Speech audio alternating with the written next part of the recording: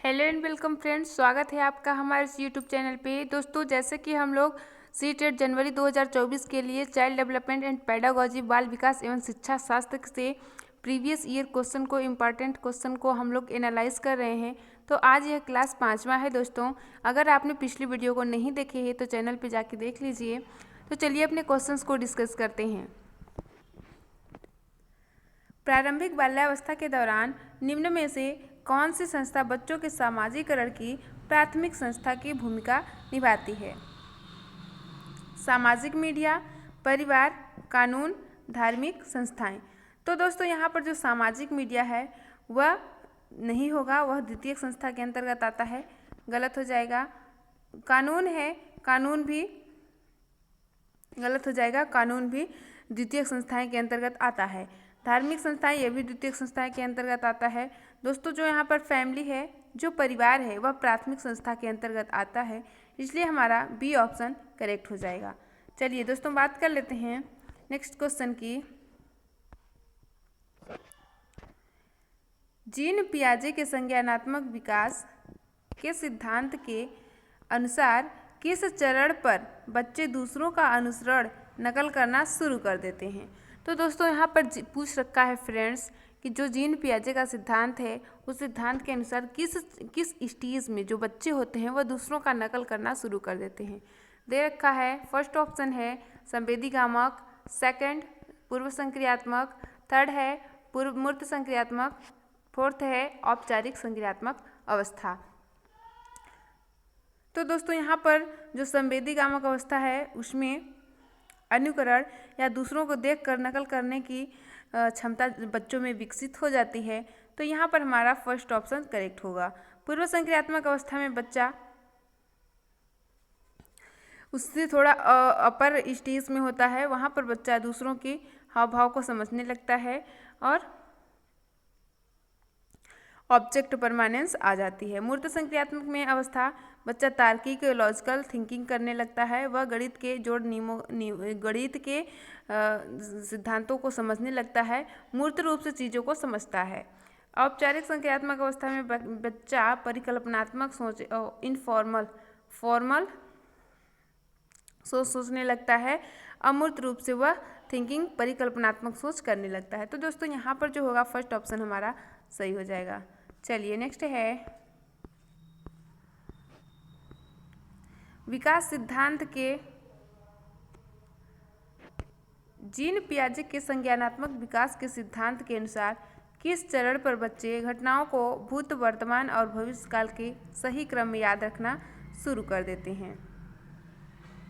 Option है संवेदीगामक अवस्था, पूर्व संक्रियात्मक अवस्था, मूर्त संक्रियात्मक अवस्था, औपचारिक संक्रियात्मक अवस्था। तो दोस्तों, यहाँ पर संवेदीगामक अवस्था में बच्चा 0 से 2 वर्ष की स्टेज में होता है।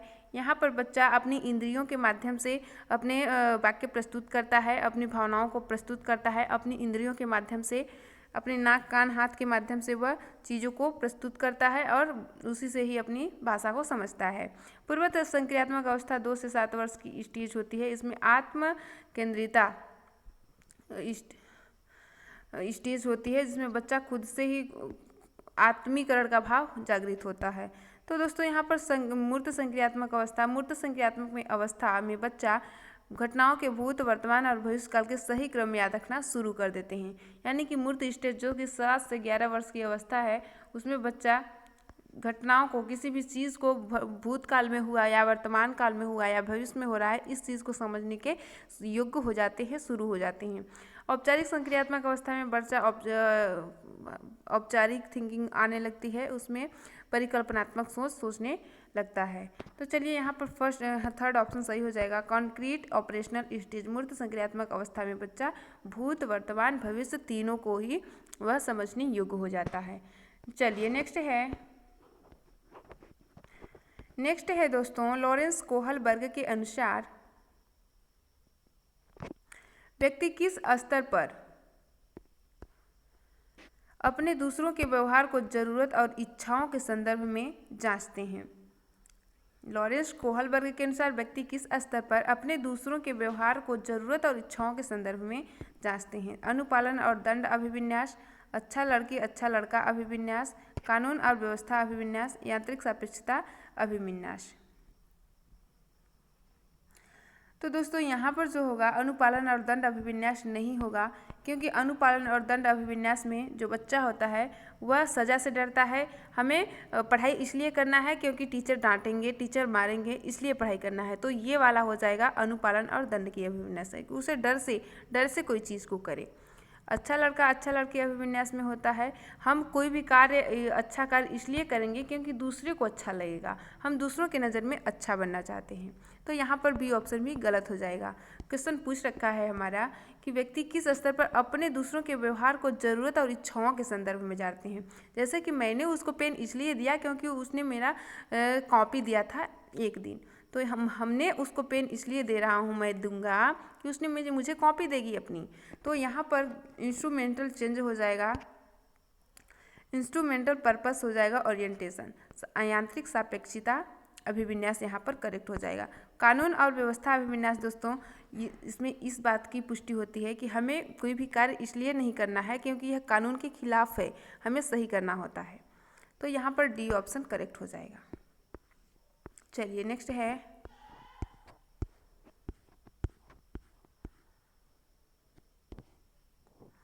लेव वाइगोस्की ने संज्ञानात्मक विकास की प्रक्रिया में और की महत्वता पर बल दिया।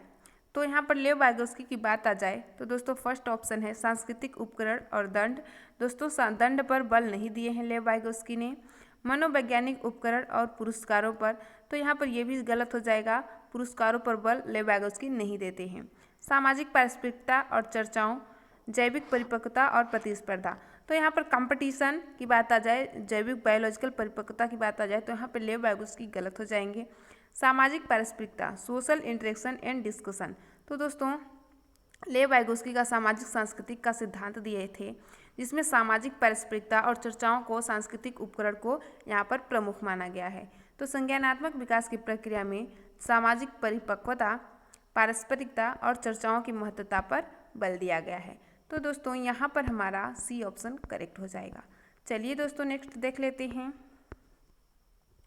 अर्थपूर्ण अधिगम को बढ़ावा देने के लिए एक अध्यापिका को डॉट की भूमिका निभानी चाहिए और विद्यार्थियों को डॉट के अवसर देने चाहिए। सुसाधक, ज्ञान सर्जन के सक्रिय भागीदार बनने, आदेशक, जानकारी के निष्क्रिय ग्रहणकर्ता। तो दोस्तों यहाँ पर सक्रिय ग्रहणकर्ता होना चाहिए, आदेशक नहीं होना चाहिए, इसलिए हमारा बी ऑप्शन गलत हो जाएगा। जानकारी संभरक, ज्ञान के श्रवण ग्रहणकर्ता, अनुदेशक, अनुकरण करता। तो दोस्तों यहाँ पर जानकारी के संभरक, ज्ञान के वशवर्ती ग्रहणकर्ता नहीं होने चाहिए। ट्रेनर, इमिटेटर, यहाँ पर अनुदेशक और अनुकरणकर्ता भी नहीं होना चाहिए। यहाँ पर जो टीचर को होना चाहिए वह सुसाधक होना चाहिए, फैसिलिटेटर होना चाहिए और बच्चों को, विद्यार्थियों को ज्ञान सर्जन, ज्ञान को अर्जित करने के लिए सक्रिय भागीदारी, खोज करने के लिए उन्हें सक्रिय भागीदारी, उन्हें अवसर देनी चाहिए। तो यहाँ पर हमारा सबसे मजबूत जो ऑप्शन है वो हमारा फर्स्ट ऑप्शन होगा, यहाँ पर करेक्ट आंसर हो जाएगा। चलिए बात कर लेते हैं नेक्स्ट क्वेश्चन को। प्रगतिशील शिक्षा में निम्न से किसका समर्थन करती है? अध्यापक, केंद्रीय शिक्षा शास्त्र। तो दोस्तों यहाँ पर जो प्रगतिशील शिक्षा है वह अध्यापक केंद्रीय शिक्षा शास्त्र को बल नहीं देती है। अधिगमकर्ता द्वारा स्वमूल्यांकन,